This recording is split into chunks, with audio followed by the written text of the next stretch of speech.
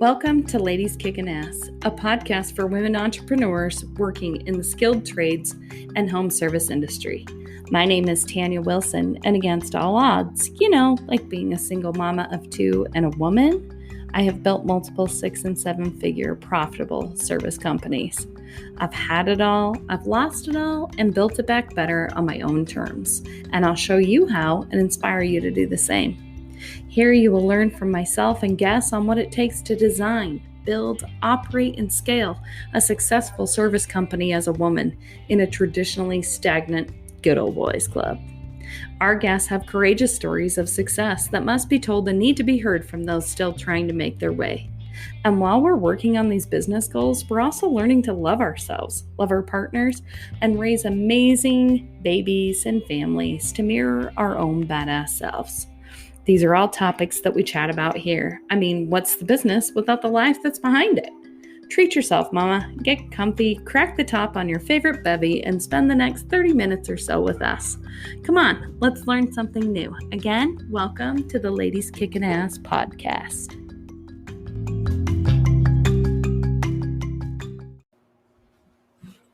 Hey ladies, here's a thought. What if you stop listening to yourself and you start talking to yourself? What if you stop listening to the thoughts in your pretty little head that tell you that you're lacking, or that you're terrible at this, or that it's just too damn hard? What if you replace those and you start telling yourself, I am blessed? Tell yourself, I'm new at this. I'll get better. Or tell yourself, with a little more practice, I'm going to kill this shit. If you want to learn some tips on how to quiet that negative self-chat in your head, this episode is for you. Today's episode is titled, Get Out of Your Own Way. No, seriously.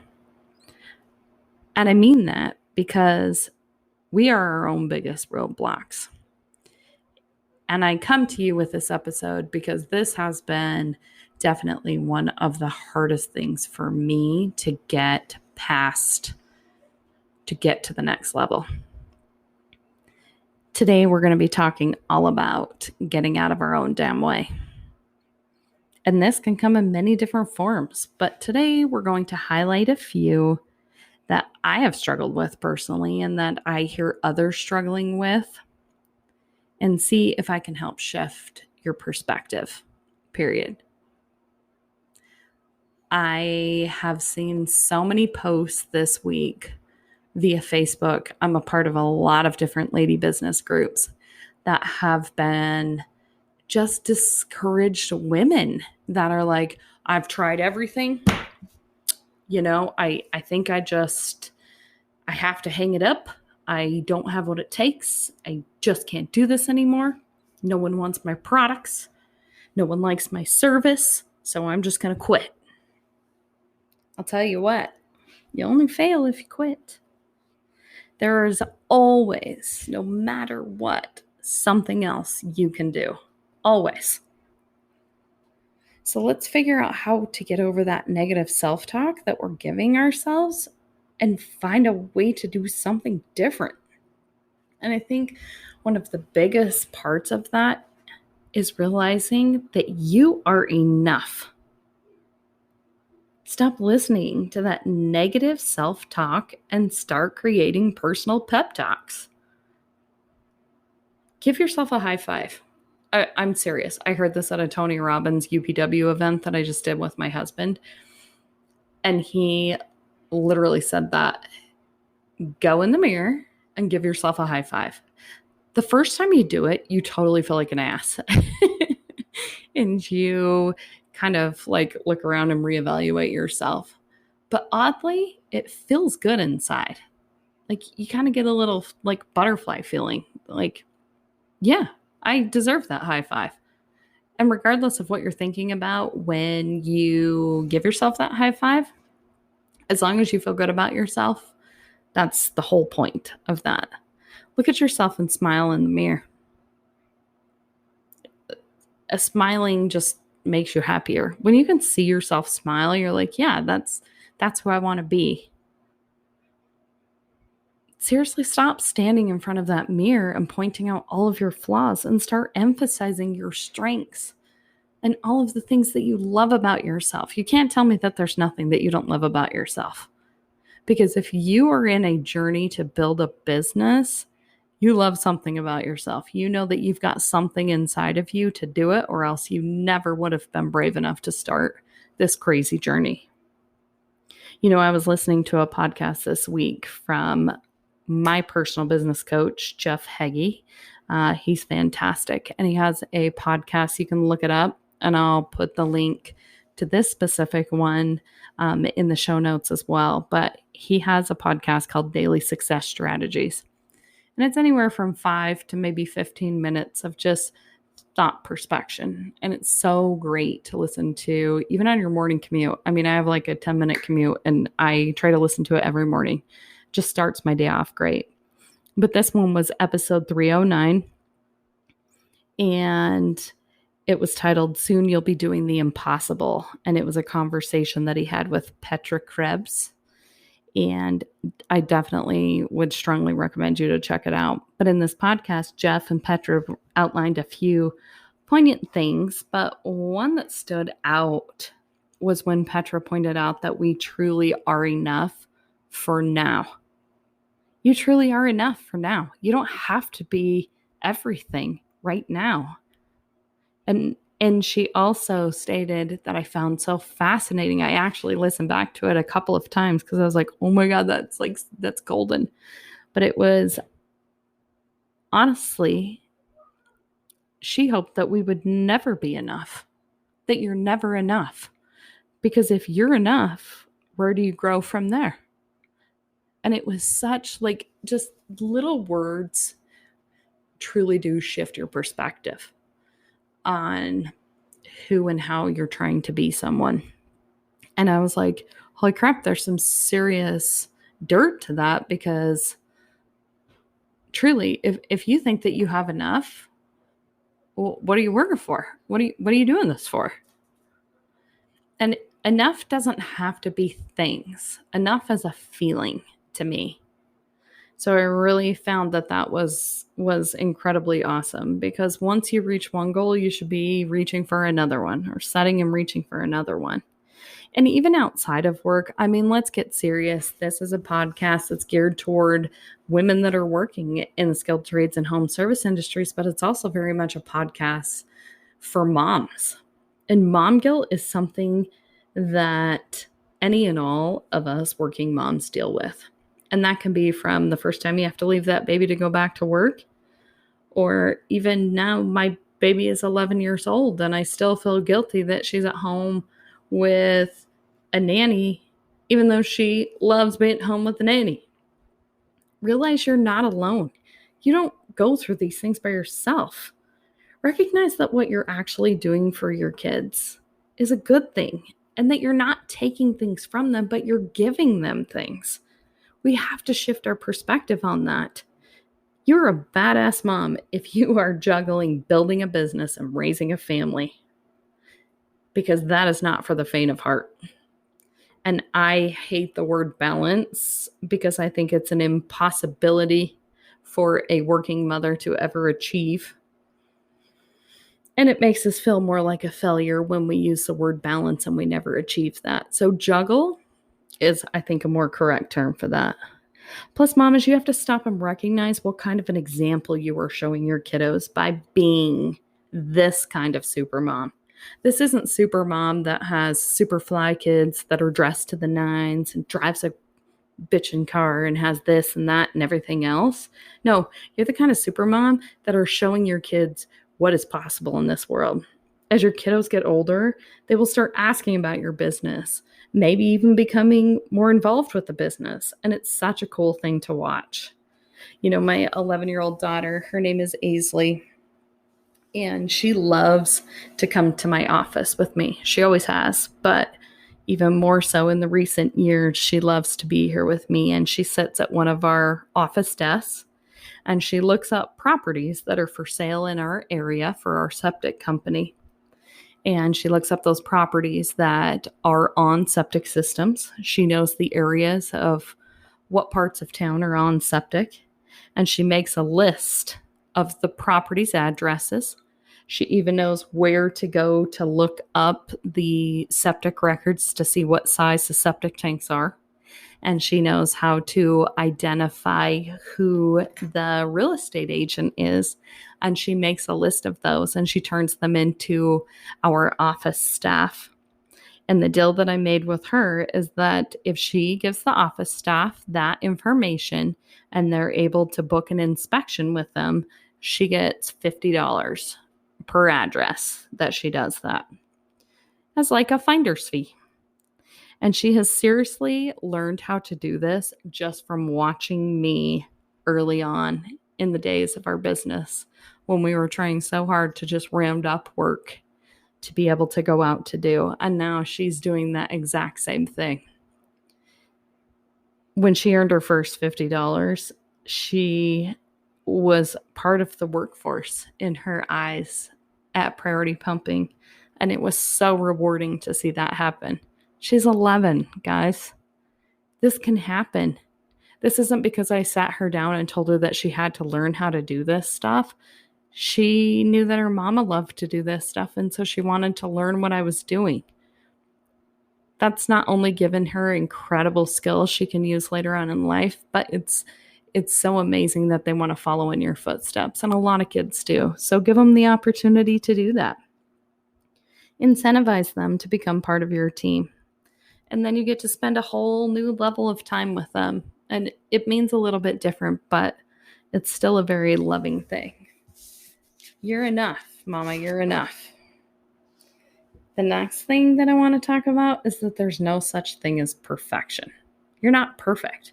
You're never going to be perfect. I will never forget hearing the term perfection paralysis. It's so true, and I've had it for a more time in my life than I have not had it, to be honest with you. It totally hit home. That was me. Like, I wouldn't start stuff because it wasn't perfect. I can't put that out. It's not perfect. I got to tweak this and tweak that. And I thought that nobody would look at it or listen to it until it was perfect. Newsflash. I mean, it was just like a gut punch that was like, nothing is perfect. I think I remember having several different colored Post-it notes on my mirror that said nothing is perfect, because I needed to reiterate that in my head so much. I needed to see it every time I looked in my bathroom mirror. And today I still have to continuously remind myself of that, as many of us do. The great Simon Sinek, I know it has been credited with this quote, and I'm sure it's come from other people too, but he has said, done is better than perfect. And it's so true. Like, ship it, do the thing, ship it, make whatever it is, make the podcast. I mean, this podcast was a big thing for me. I felt like I needed to have 15 episodes, and I needed to have this, and I needed to have that. My cover art had to be perfect. Girl, I record these on the fly, a couple a week so that I have a few, but I totally designed my cover art on Canva. So if you have a desire to do something, you can get it done. And honey, it doesn't have to be perfect. Nobody has the expectations of yourself that you do. So stop letting your idea live in your head because you feel like it needs to be perfect to start, continue, or finish. Just like your work will never be perfect, neither will you be. Oh, yeah, I said it. You will never be perfect, and neither will your husband or your partner. Your kids will always leave a mess in the house, and no matter how many times you ask them to use a napkin, they're probably going to run their peanut butter fingers under your kitchen table. And the dogs will never be 100% house trained and will probably still chew up your shit and pee on your floor. It's harsh reality, but it's true, and it's always been true. And guess what? It's okay.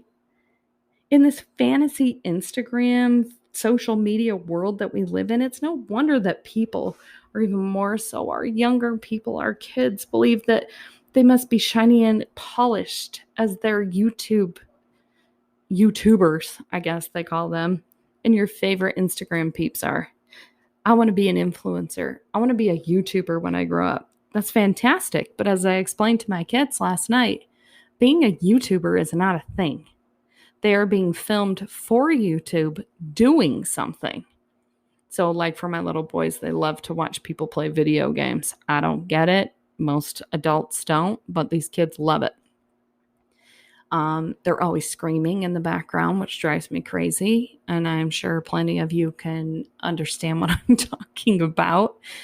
But these kids have this warped perception that a YouTuber is an occupation.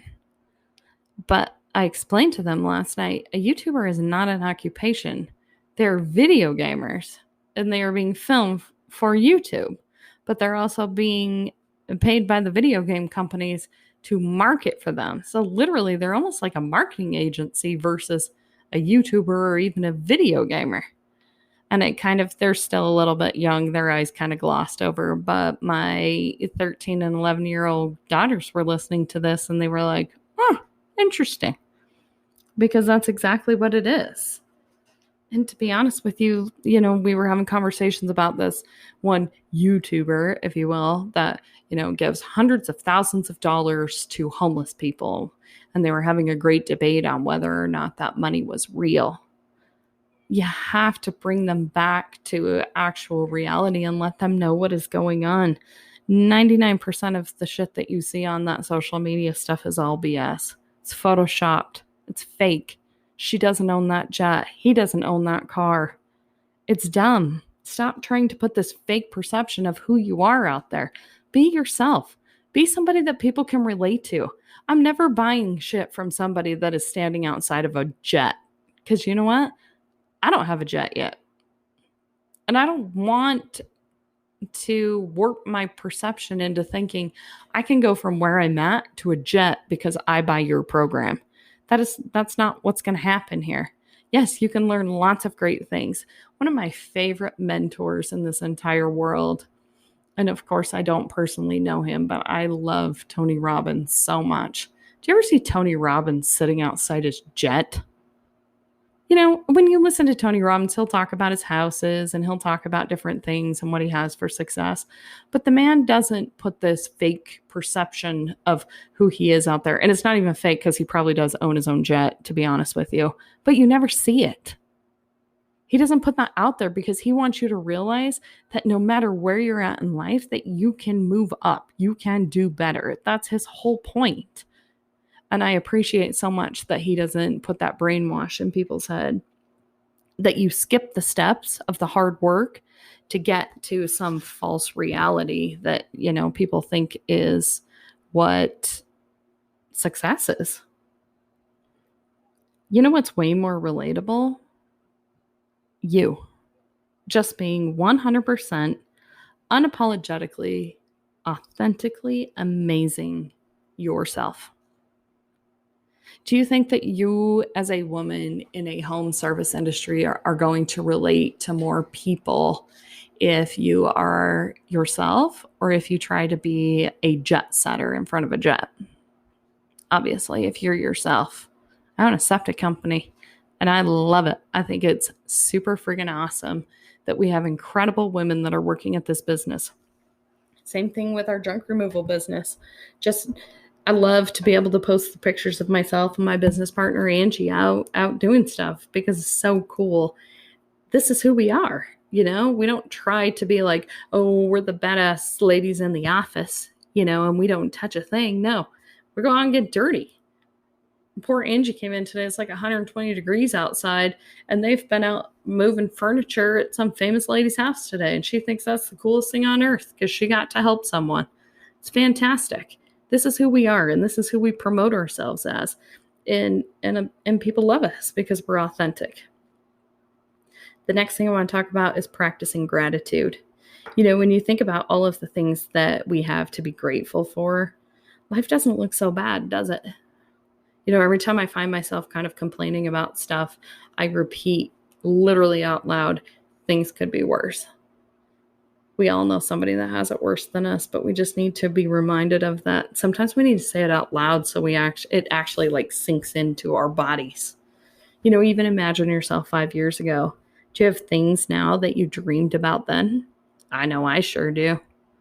I know at that point I was going through one of the most horrible years of my entire life in a very, very tumultuous divorce that I felt like was never going to end.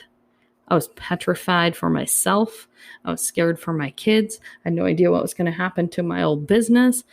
Shit was just spiraling out of control. And today, just 6 short years later, I am married to a wonderful man. I have 3 more children now. I have 3 beautiful businesses and have met amazing people and have built one hell of a family network. It's a band of misfits, but we love every single human that is involved in our family. I need you to remind yourself, this can be about your business, your career path, your relationship status, kids, home, pets, travel, whatever. Do you practice gratitude? Are you a thankful person? Do you tell your team at the end of the day, thank you, and that you appreciate them? I never leave my office without telling each and every one of my team members that's there how much I appreciate them and that I am thankful for their hard work that day. Right now in Phoenix, we are in the hardest time of our business. Guys are out there working, gals are out there working, and 118 to 100 degree weather, like all day. Like when we wake up is 100 degrees. It's crazy. They don't want to do that, but they continue to show up and give it their best when they know that they're appreciated. How many people leave thankless jobs just to move to another company and do the exact same thing because they feel they're more valued there? Lots of people do. It's really quite a simple thing to just thank your team. Don't ever have the mentality of, as a leader or a boss, that your team should be thankful that you give them a job.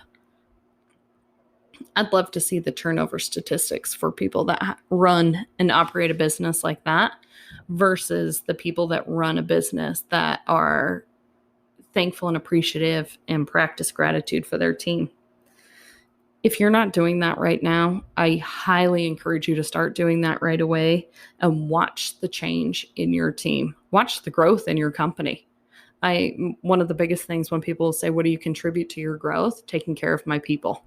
100% every time that will be my answer. Another thing we need to talk about and focus about is celebrating the wins. I know everyone is at a different level in their entrepreneurial journey, and that's great. That's what makes this community so robust and so wonderful.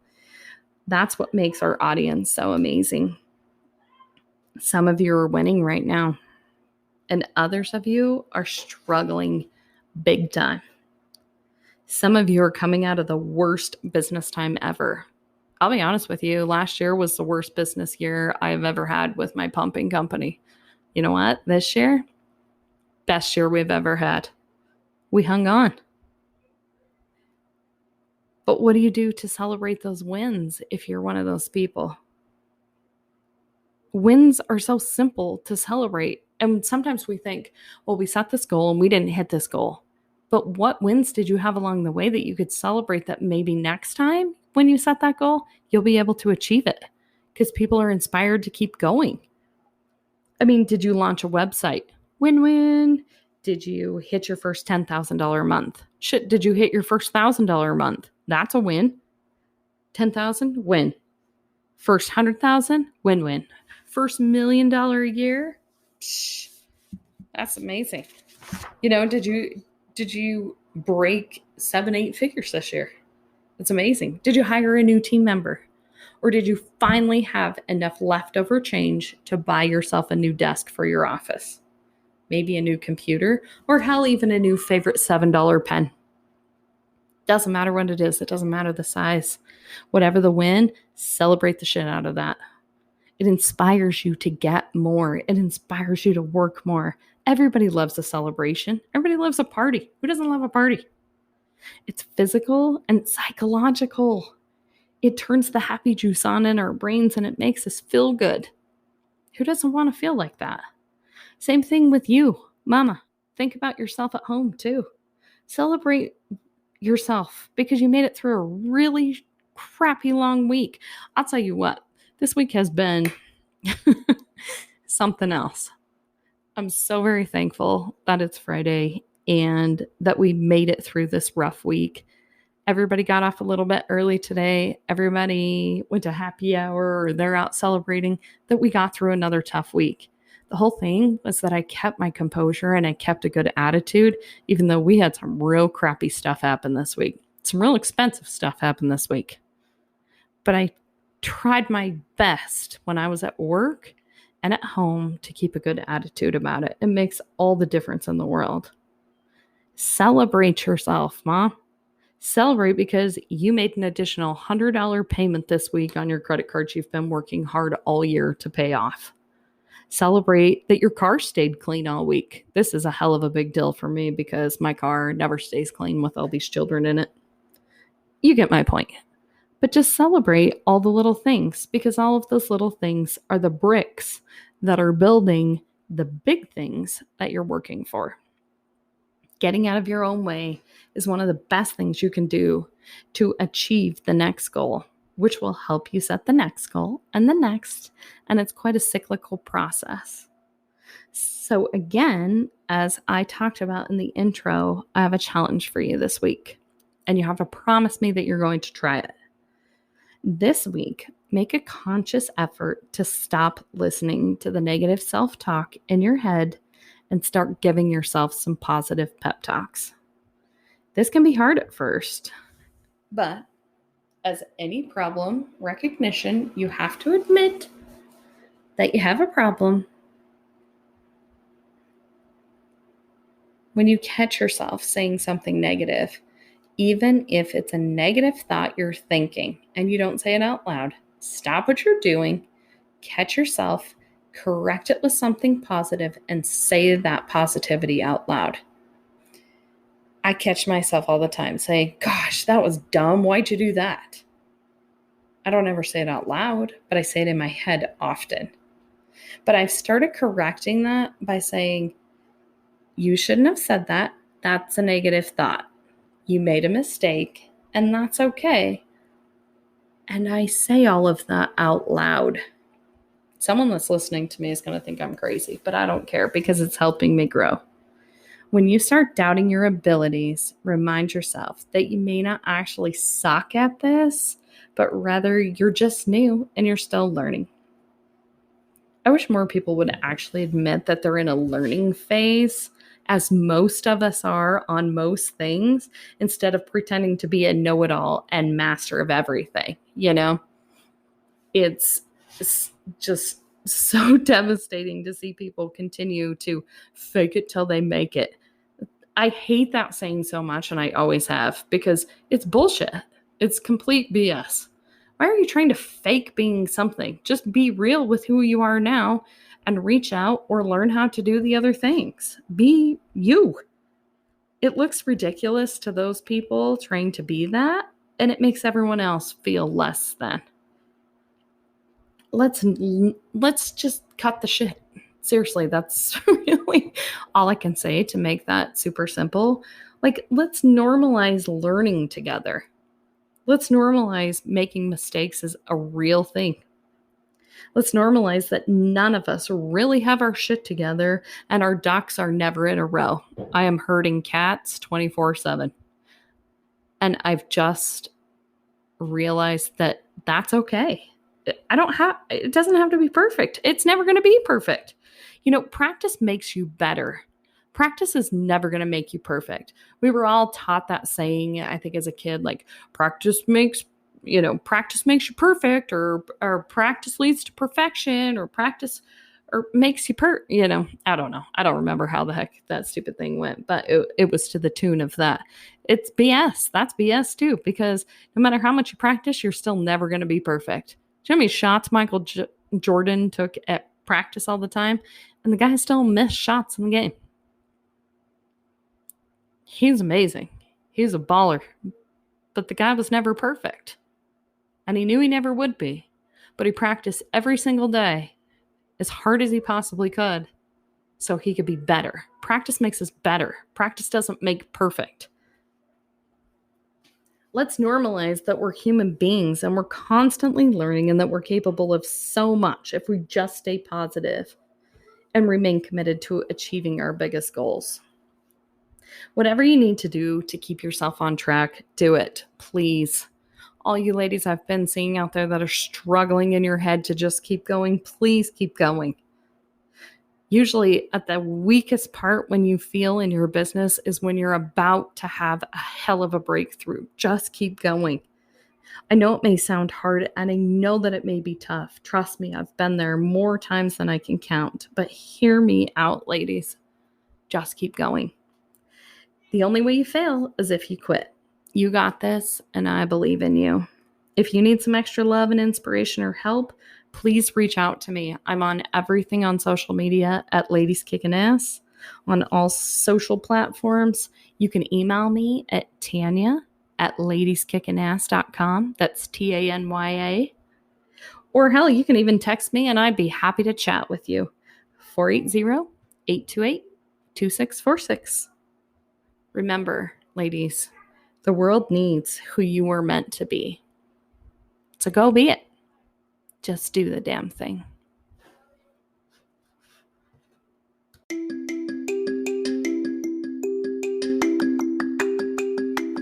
Thank you for listening to another episode of the Ladies Kicking Ass podcast. If you yourself are one of these amazing women and you have an awesome story that you'd love to share with our audience about raising businesses and babies and becoming the woman of your dreams, I want to talk to you. So please find us on Instagram or Facebook at Ladies Kicking Ass, shoot us a DM, and let's chat. You have a story that needs to be heard, and I want to help you tell it.